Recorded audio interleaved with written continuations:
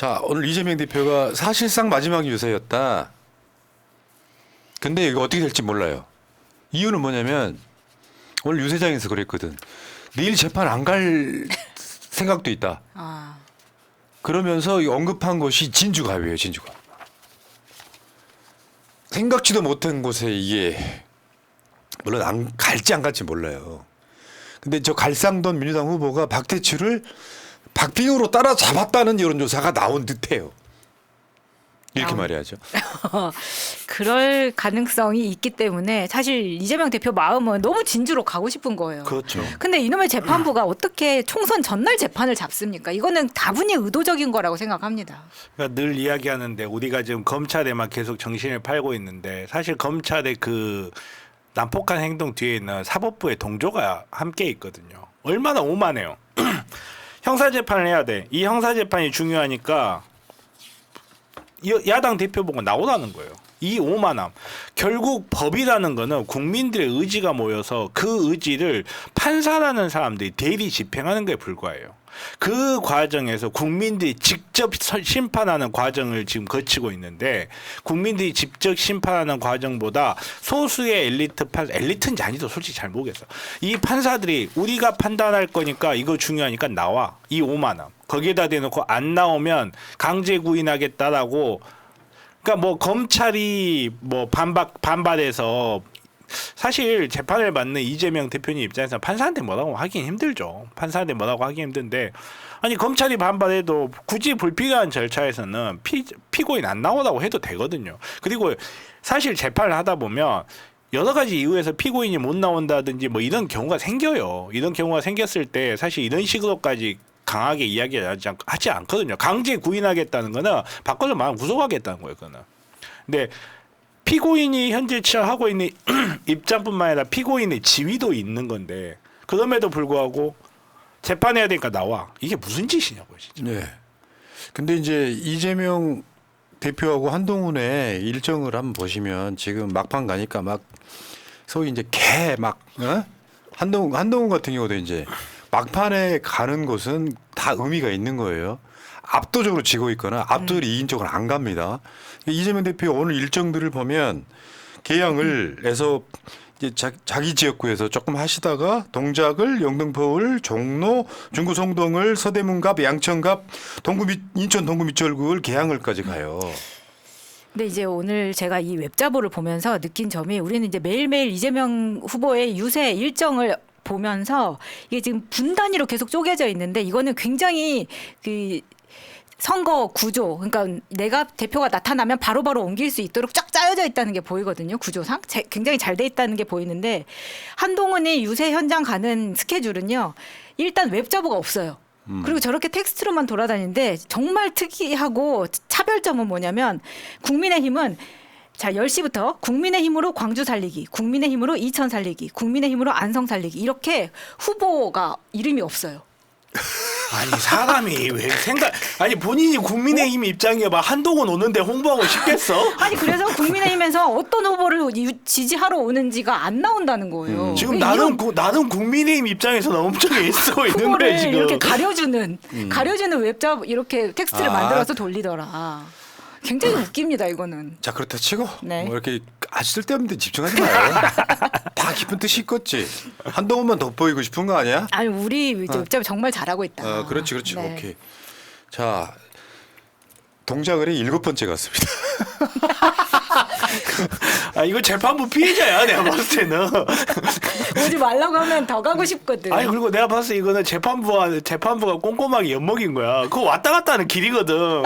재판 받으러 그렇죠. 가는 길에 바로 한번 옆이에요. 들릴까 하고 들리는 거고. 저거 동작을에 지금 그 민주당 쪽에서 제안했다가 안 간 5명 이상의 후보들 잘 봐요.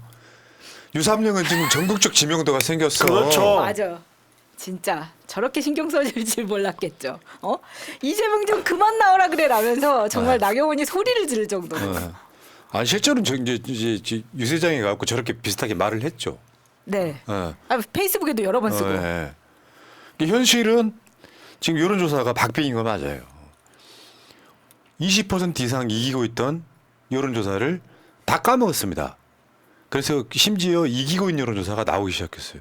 그럼 살 떨리죠. 그러니까 기자회견 하는 거예요. 정신 차리려고 하면 여당이 정신 차립니까? 사실 제 생각엔 그래요. 나경원 입장에서는 공천 되고 나서 자기는 가만히만 있으면 될 거라고 생각한 것 같아요. 초반에 사실 나경원이 죄송합니다. 나경원이 굉장히 이슈 흡입력이 있는 사람이잖아요. 근데 초반에 굉장히 조용조용 자맹하는 모습을 보였거든요. 나는 여기서 잘 버티기만 하면 내가 지금까지 쌓아온 인지도가 있기 때문에 될 거야라고 생각했는데 민주당 최고 선거 운동원 두 분께서 아주 그냥 포크레인으로 밭을 갈고 계시니까 이재명 좀 그만 오라고 해하고 지금 오죽이 답답했으면 질책한다고 얘가 잘하겠어요. 질책 그만하세요. 그리고 영등포 올이요. 영등포 올도 이제 조금 앞서는 여론조사도 있지만 김민석 후보가 어떤 경우는 1% 붙은 여론조사 나옵니다. 그러니까 이런 데를 가서 딱딱딱 찍어서 저는 몰랐는데 저 박용찬이 MBC 앵커 출신이더라고요. 그래서 맞아요. 지난번 신경민에 이어서 계속 MBC 앵커들하고 이렇게 리턴 매치가 됐네요. 맞죠. 근데 그래서 오늘 이재명 후보가 여의도 증권가 바로 옆에 그 우체국 여의도 우체국 있잖아요. 여러분들 네. 여의도 우체국 그러면 우리 어렸을 때 여의도 우체국 사서함. 사서함부터 밤에 라디오 방송에 그렇죠. 신청곡 보냈던 바로 그. 근데 지금 건물이 엄청 높이 세워졌어요. 옛날하고 다르게 빌딩이 네. 포스트 타워라고. 근데 그 거기서 이제 유세를 했고요. 그 다음에 강남을 여기도 이제 강청희 후보 41, 국민의힘 43 이렇게 붙었단 말이죠. 근데 이런 건 있어. 여기는 어떤 게 있냐면은 사전 투표율이 낮았어요. 강남을이. 그럼 해석은 두 개로 할 수 있는 거예요. 첫 번째는 어차피 질 거라고 생각해서 일반적인 서울 일반 다른 지역보다 투표율이 낮아서 안 나간 사람이 있다고 해석할 수도 있고. 네, 실제로 제가 토요일 날 이 강남 을 지역에 사는 친구들하고 모임이 있었어요. 이 친구들 모이면서 그런 이야기를 하더라고요. 그러니까 아시다시피 의사들은 지금 다 지금 일찍 한 사람들 손가락을 절개할 준비를 하고 있고 막 이러고 있으니까 그래서 이야기를 하면서 그런 이야기 많이 들었어요. 자기 아이들한테 그런다고 아이들한테 지역구는 아무데나 찍고 비례는 찍어라 이렇게 이야기를 한대요. 그래서 이 지역구를 왜 마음대로 찍으라고 하냐. 제가 그렇게 이야기를 하니까 그 친구들 그런 이야기를 하더라고요. 어차피 지역구는 아무데나 찍어도 어차피 안 되잖아. 이런 이야기를 하더라고요. 제가 크게 꾸짖었죠. 어디 해보지도 않고 그런 생각을 하느냐고. 근데 실제로 그렇게 생각하는 사람이 제법 많은 데가 강남이 을이거든요. 그래서 제가 아니 지역구도 원래 남자는 홀수다. 홀수 찍어야 된다. 절대 복수 찍는 거 아니다. 이렇게 제가 했어요. 특정 정당을 이야기하지 않았습니다. 저는. 아무튼 그렇게 이야기를 했는데 정말 그래요. 이쪽에 있는 사람들은 샤이 진보가 많아요. 샤이 진보가 많고 어차피 지역구는 찍어도 내가 별 영향을 못 미칠 거다 생각하는 사람들이 굉장히 많더라고요. 근데 그렇지 않다. 이번은 그렇지 않다. 최소한. 맞아요. 예. 그러니까 아마 여러분들 총선 이제 투표함이 깍 열리고 나면 놀라운 지역에 선전하는 후보들이 나올 거예요. 지켜보세요. 물론 전제 조건은 다 투표했을 때 영혼을 쏟아 부어 하얗게 불태웠을 때 그런 상황들이 되게 많을 건데 이런 것도 있습니다. 일반 여론조사를 아까 저 강남을 같은 경우는 한번 대략적으로 보면 이런 느낌이 있어요. 여론조사는 지는데 적극 투표층이 앞서는 경우도 꽤 있습니다. 투표장 안 나갈 사람들도 여론조사 응답하잖아요. 느낌으로 그냥. 근데 저런 지역에서 적극 투표층 난 투표 꼭 할 거야라고는 쪽에서 앞서는 경우가 꽤 많아요. 그러니까 놓칠 수가 없는 거예요. 저분도 영입 인재지만 내가 강남을에 나가겠소 했던 이재성 전우수 케이스거든. 이런 분들은 당선시켜야죠 우리가. 그렇죠. 지금 강청희 후보 같은 경우에는 강남 의사라는 캐치프레이를 굉장히 잘 잡았습니다. 그래서 선전을 하고 있는 상황인데 이번에 이제 앞에서 자료가 이제 넘어가긴 했었는데 그 공보물을 선관위에서 의도 실수라고는 하지만 그렇게 빠졌어요. 개포동 쪽에서. 그러면은 선관위에서는 저희 실수였습니다 하고 하면 끝입니까? 이미 이 후보는 피해를 본 거예요. 공보물에서 왜 강청희 후보 1번 후보만 공보물이 빠지는 겁니까? 이런 일이 발생을 한 적이 있었습니다. 지금 지난주에. 자, 그런 거고요. 지금 주말에도 강남을 갔잖아요. 강남 3구를 갔단 말이에요. 막 송파 갔다가 서초 갔다가 강남 갔다가 막 그랬단 말이에요. 저 메시지 하나 하고 싶어요. 여러분들이 보수 후보를 선택해서 삶에 도움이 됐냐고 물어보고 싶은 거예요. 아주 원론적인 질문이죠. 도움 안 돼요. 뭐냐면 일반적으로 강남 산다 그러면 다 부자일 수도 있지만 그렇지 않아요. 부자들과 못 사는 사람들이 그냥 섞여 있는 거예요. 근데 여기는 당연히 국민의힘이 될 거라고 생각하니까 민주당 성향을 갖고 있는 사람들이 투표장에 안 나가는 결과물이 있었던 거고, 그리고 왜 우리가 정권을 뺏긴 대표적인 이유가 그거 아니에요? 집값 그 문제 아닙니까? 그러니까 지금도 그런 얘기 한다고 그러잖아요. 윤석열한테 지금 민심 2반 된 것 중에는 윤석열을 찍었던 사람들이 윤석열을 찍었더니 집값이 떨어졌네 이런 이야기를 하고 있다는 거예요. 그 부자 동네 쪽을 가면 그런 것들이 실제로 민심에 작동을 한다는 거죠. 그러니까 주말에 딱 집회를 했더니 대선 때보다 더 모여버리는. 이재명 대표가 본인이 스스로 이야기를 합니다. 대선 때보다 더 많이 모였다고. 그러니까 이 서초동이라는 데가 또 상징적이기 때문에 저 강남에 지금 강남 후보들 그 김한나 그리고 박경미 홍익표 여기 옆에 이제 서초죠. 여기까지 해서 대선 때보다 더 많은 인파가 몰렸다는 것은 이거는 확실한 분위기를 보여주고 있는 것 같습니다. 그래서 어제 그런 기사가 하나 나왔었어요. 배현진도 잡겠다고 뭐 이렇게 이야기가 나왔어요. 딱 그 이야기는 정확하게 설명을 해드리겠습니다. 여론조사는 한 10%쯤 차이 나요. 적극 지지층이 앞선다는 얘기였어요. 그러니까 배현진은 그냥 송기호보다는 더 유명한 사람이니까 투표장 안 나갈 사람도 그냥 배현진 찍는 느낌이지만 송기호하고 배현진을 놓고 적극 투표층은 송기호가 더 앞선다는 얘기가 있는 거예요. 안 갈 수 없지. 그렇죠. 네. 뭐 배현진의 그 반응이 페이스북에서 뭐 이렇게 올린 게 또 회자가 되긴 했었는데 그게 현역 국회의원이 할 반응인지 참 유치하고 정말 이 송파에서 다시는 봐서는 안 된 국회의원이라는 생각이 다시 한번 들게 만드는 포스팅이었다고 생각이 듭니다. 참 진짜 아유 현진이 진짜. 그러니까 전 이렇게 보여요. 이재명 대표의 가는 시그널들, 가는 지역들을 보면 우리가 느낄 수가 있는 거죠. 그렇죠. 큰 판으로 놓고 보면 수도권은 민주당이 굉장히 앞서 있는 건 보이고 그 상황에서 이재명 대표가 딱딱 찍어서 가는 지역구는 이것도 이겨버려야 된다. 그러니까 내가 봤을 땐 그래요. 이거는 이런 시그널로 한동훈이는 지금 가는 곳이 맥락이 별로 없어요. 맥락이 별로 없다고. 사실은 이재명 대표 가는 곳에 30분에 한동훈이 와야 정상이야. 그렇죠. 한 50개 지역구가 박빙이라고 얘기하잖아요. 그러면 같이 와서 서로 간에 그 대결을 그 해야 돼요. 59 지역구에서 다 부딪혀야죠 사실. 그 한동훈이는 그냥 진짜 요새 하는 느낌으로만 가서 무대 위에 올라가면 이제는 막말을 그냥 서슴없이 하죠. 그런데 그 한동훈이 그 지원 유세할 때 주변 그 후보 표정을 보면 한동훈이 두서없이 가는 게 아니라 와달라는 데가 없어가지고 갈 수밖에 없는 곳에 가지 않나 그런 생각도 좀 들어요. 정말 보면 뭐라 해야 될까 도움이 되는 말 안 해주잖아요. 아니 그거를 국민의힘 후보들도 알고 있습니다. 왜냐하면 가면은 한동훈은 본인이 스포트라이트 받기 위해서 하는 몸짓들 셀카를 찍는다거나 이런 것들이 많이 있는데 유승민은 가면은 후보를 위한 발언을 굉장히 많이 해주는 거예요. 그러니까 다들 유승민을 찾는다는 거예요. 그러니까 지금. 똑같아도 이재명 대표님 같은 경우에 유세를 하는데 사람들이 이재명을 연호하니까 이재명 대표는 딱 그래요. 여기에 출마한 사람 제가 아닙니다 하면서 후보를 탁 내세워요. 후보를 내세우면서 나소열 후보님 때였을 거야 아마. 나소열 후보님 딱 소개하면서 나소열 후보가 지금까지 어떤 사람이었는지 이야기하면서 나소열 후보를 띄워주는데 이 사람은 그게 아니잖아요. 한동훈은 아니죠. 네. 자기가 멘트할 때 후보가 올라오면 내려가. 그리고 여러분 한번 생각 한번 해봅시다. 한동훈이가 비대위원장으로 맞습니까?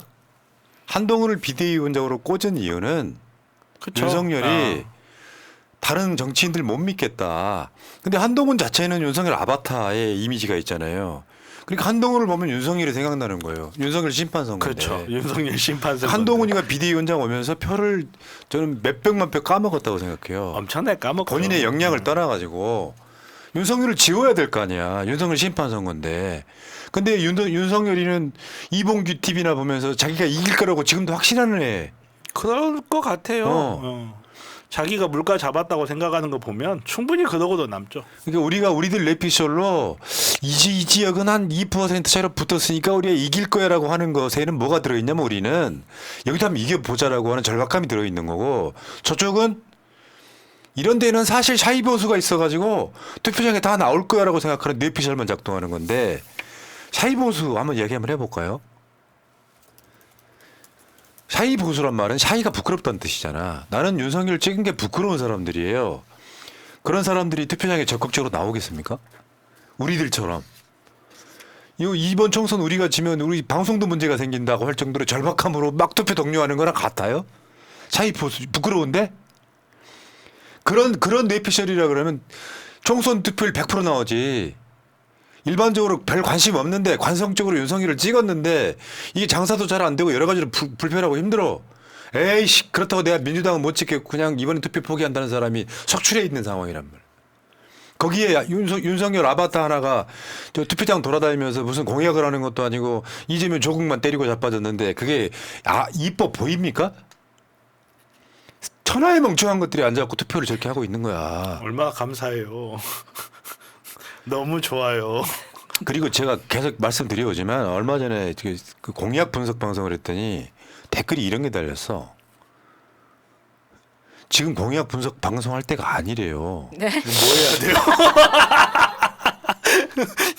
시간이 좀 남아서 역설을 좀 해드리면 투표는 공약 보고 하는 게 정상이에요.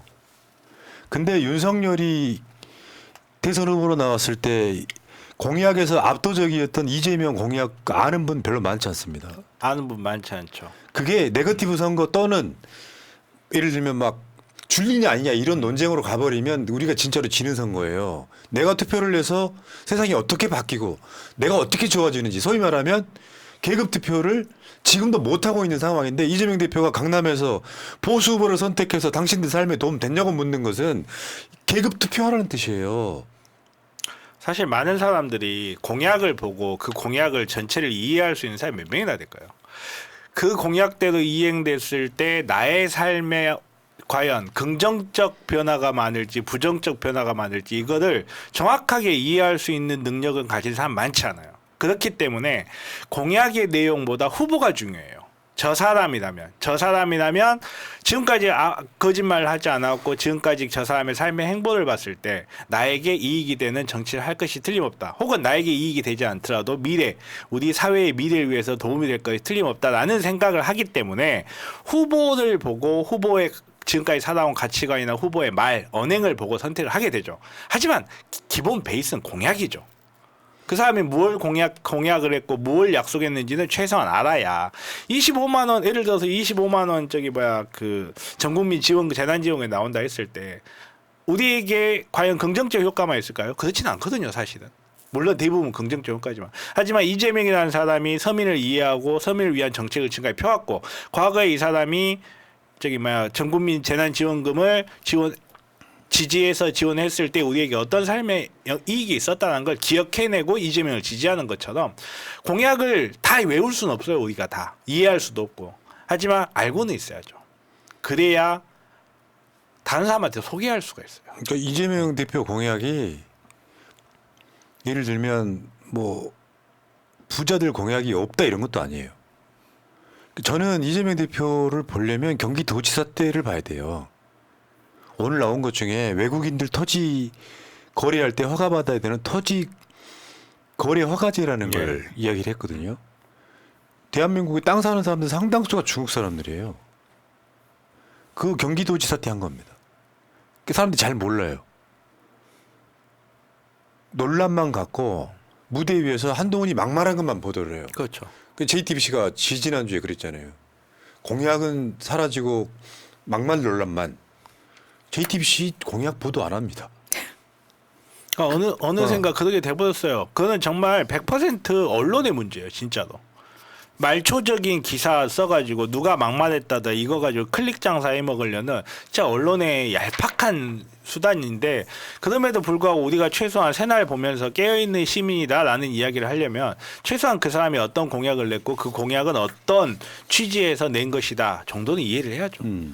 그러니까 뭐 공약 이야기 너무 또 길어지면 또 많은 분들이 별로 관심 없어 하니까 그냥 기억하세요. 기본사회.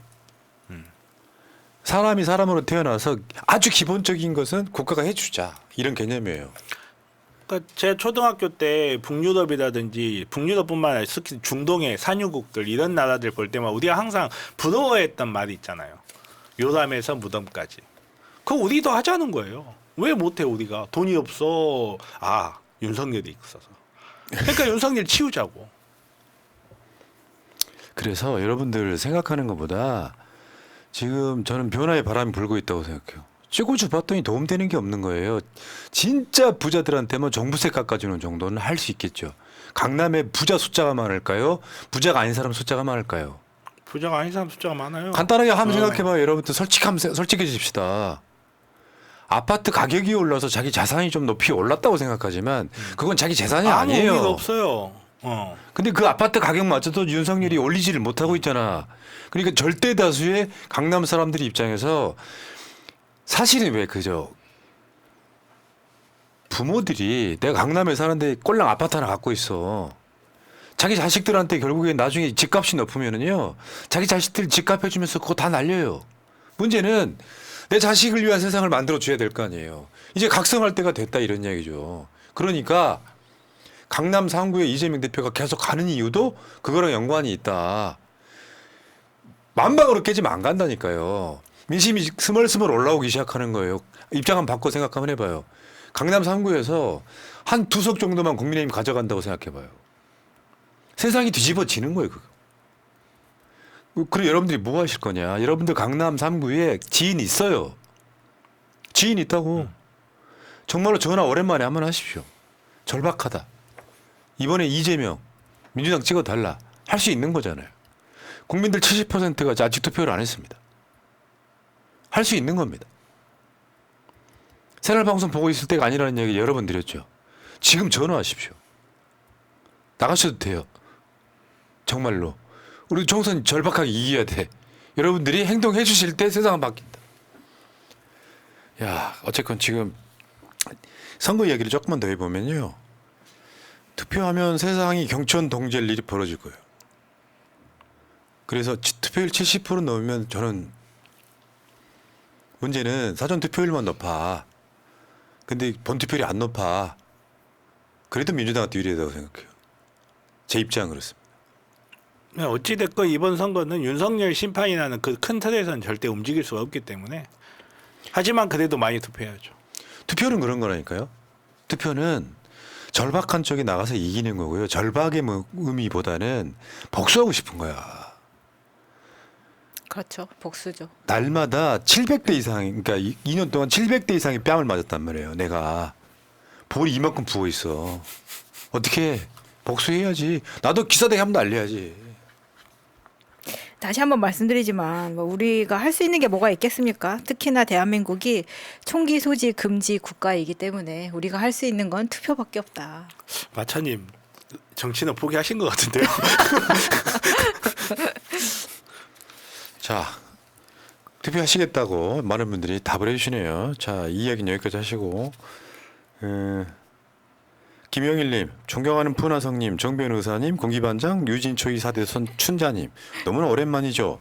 아 그러네. 김영일님 진짜 나는 이민 간 줄 알았어. 나경원 씨, 안철수 씨 똥줄 타시나? 국힘 총선수 그거 89석 이렇게. 이것은 성지가 될 수도 있습니다. 먼지님 감사하고요. 불사님 구독 좋아요 새날 화이팅 하셨습니다. 고맙습니다.